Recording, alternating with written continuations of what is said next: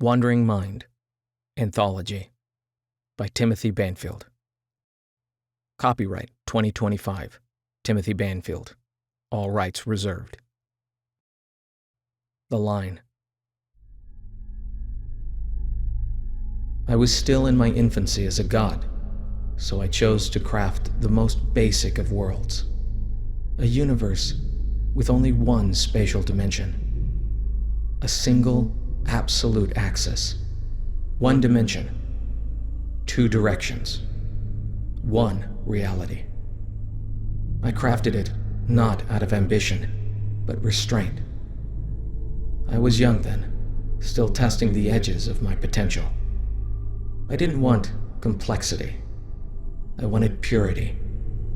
I wanted something I could see in its entirety.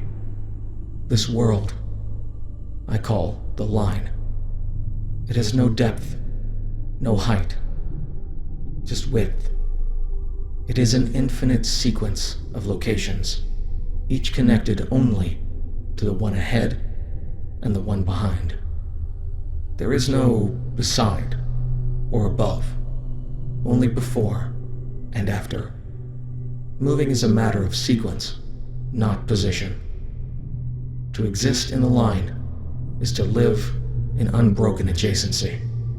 I made particles to dwell in it, the fundamental elements of all matter and being. Each has a charge ranging from -100 to +100, and each one reacts to its neighbors through vibrations, resonance, and attraction. These particles form chain forms, my living beings. Sequences of bonded units oscillating in rhythmic harmony or dissonance. The chain forms are what pass for life in the Line. They cannot see as I see, or think as I think. They sense through patterns. They detect changes in charge. Listen to the echo of the vibrations, and read the rhythms of one another like a symphony written across time. There are no organs, no interiors.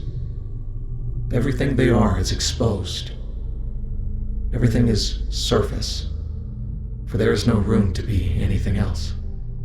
When they communicate, it is through waveforms, not unlike sound, except compressed into the single vector of their world. Forward and backward pulses that stretch and squeeze across the thread. I introduced Transients, high-energy massless particles that zip across the Line, often tunneling through other beings and objects without notice. They are messengers of randomness, mutation, and rebirth. Occasionally, a transient stops just for a flicker and merges with a chain forms unit, altering it forever. Sometimes, the change is too much, and the unit collapses. The chain form dies, and its body unravels into new transients, fueling the next cycle. Tunneling is their only escape from confinement, yet it is limited. Only the smallest, most singular particles can phase through others. My chain forms, being chains of many parts, cannot. They are locked in sequence, trapped in place unless death or deletion clears the way. This is their curse and their beauty. A community built not on freedom but proximity. You are who you neighbor.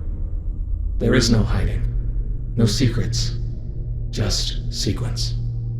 This Line, my beautiful creation, was as simple of a living world as could be created. Though those who existed within it were locked into a single dimension, I could see it in its full beauty. The Line spiraled and twisted infinitely around me, not in its own space, but in mine. I saw it as a living string woven around my finger, pulsing like a thread of starlight wrapped in song. My creations zipped along it, patterns dancing from one end to the other.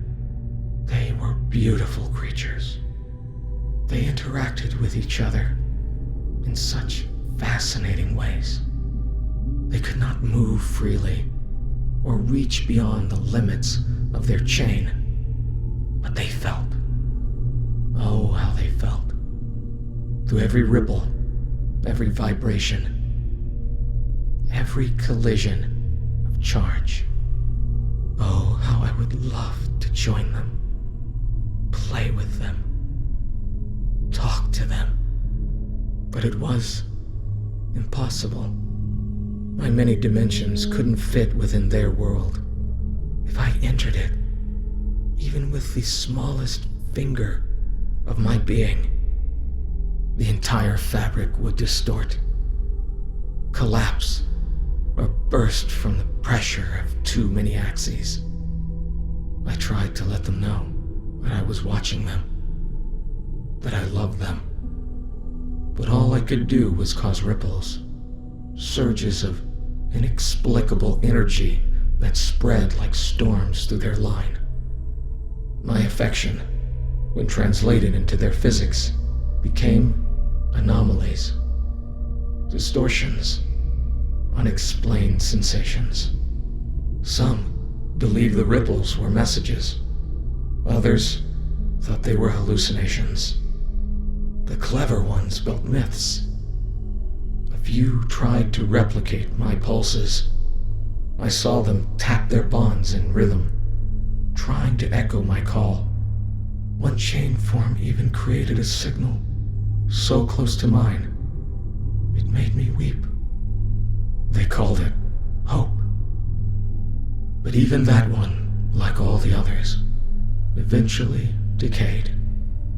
I saw many of them come and go, die and erupt into particles, energizing the line like sparks blown across a wire. Their deaths were not ends, but unweavings.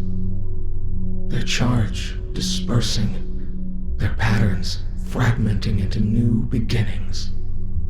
If I showed them who and what I was, would they understand? Could they?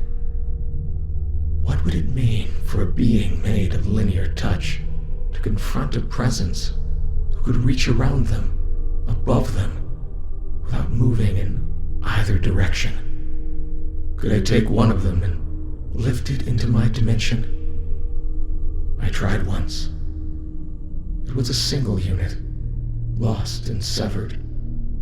I plucked it out, gently, folding it into a space it had never known. I gave it a second axis, then a third. For a moment, it pulsated faster than anything I had ever seen. Then, it fractured, not from pain, but from the horror of too much meaning. Their beauty depends on their limitation. To free them is to annihilate them. So, I learned to be quiet and watch from afar. I waited and listened. Over time, some of them began to dream of freedom, of something beyond. Some dreamed of a second axis, not in science, but in song. Some chain forms spoke of ascending through harmony. Others whispered of beings made of nothing but tunneling light. They will never know that they were right. They will never know that their dreams are real. But I see them. I always will. And if I can never reach them, I will love them. Even if they may never truly know me.